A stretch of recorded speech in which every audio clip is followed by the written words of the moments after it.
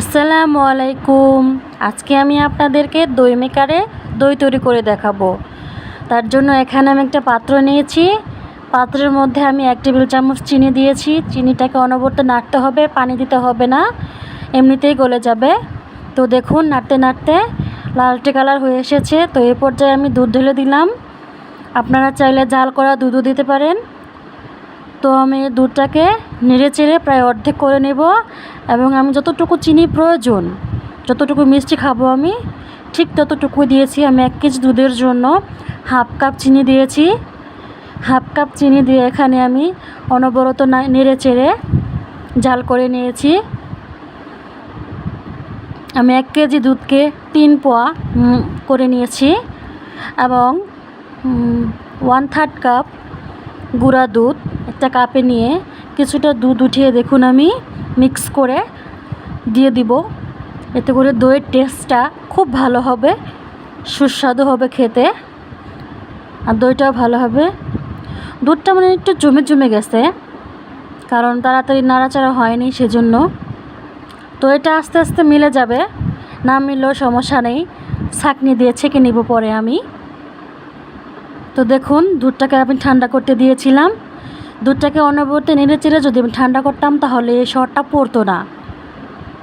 আমি এই সরটা ইচ্ছে করেই পড়তে দিয়েছি, কারণ যখন আমি দই মেকারে দইটা বসাবো উপরে আমি এই সরটা দিয়ে দিব, সেজন্য সরটা আস্তে করে তুলে রেখেছি। এখানে আমি হাফ কাপ নিয়েছি মিষ্টি দই।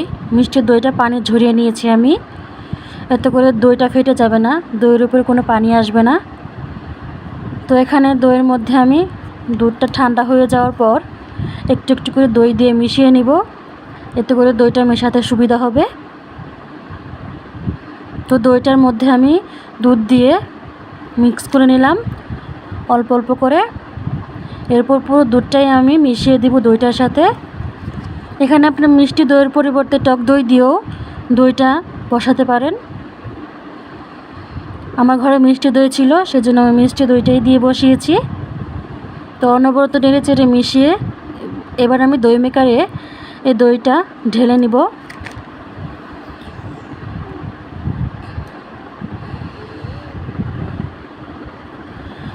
তো দই মেকারের বাটিতে দইটা আমি ঢেলে নিয়েছি। এই পর্যায়ে আপনারা ছেঁকেও নিতে পারেন, কিন্তু আমি ছাঁকবো না, কারণ দইয়ের মধ্যে সর লাগলে খেতে ভালো লাগে, সেজন্য।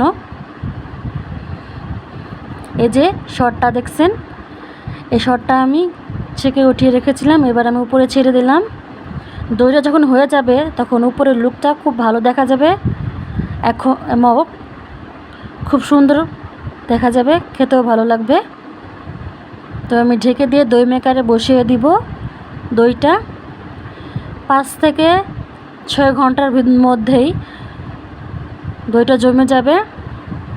খেতা, কম্বল, বিভিন্ন কাপড় চোপড় দিয়ে এটাকে ঢেকে রাখতে হবে না, এটাকে শুধু সুইচ দিয়ে রাখলেই হবে।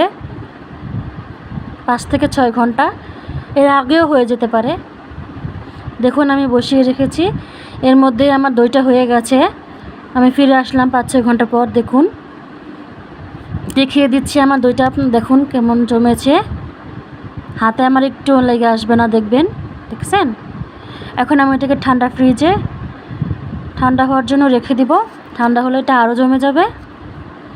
তো ঠান্ডা হওয়ার পর আমি নিয়ে আসলাম। এখন আমি আপনাদেরকে কেটে দেখাবো কি পরিমাণ জমেছে। দেখুন কাট করলেও পড়বে না, দেখতে পাচ্ছেন কত সুন্দর হয়ে জমছে, একদম দোকানের দইয়ের মতো। তো এমন দই ঘরে বানানোর জন্য আপনারা অবশ্যই দই মেকার কিনবেন এবং ঘরে নিজের হাতে দই মেক করবেন। দেখছেন কত সুন্দর দইটা, আমার কাছে খুবই ভালো লাগছে। এরকম একটা দই নিজের হাতে বানিয়ে নিজের বাচ্চাদের খাওয়াইছি। তো আমার এই ভিডিওটা যদি আপনাদের কাছে খুব ভালো লেগে থাকে তাহলে নিশ্চয়ই আমার চ্যানেলটাকে আপনারা সাবস্ক্রাইব করবেন, আমার পাশে থাকবেন, আমাকে সাপোর্ট করবেন। আল্লাহ হাফেজ।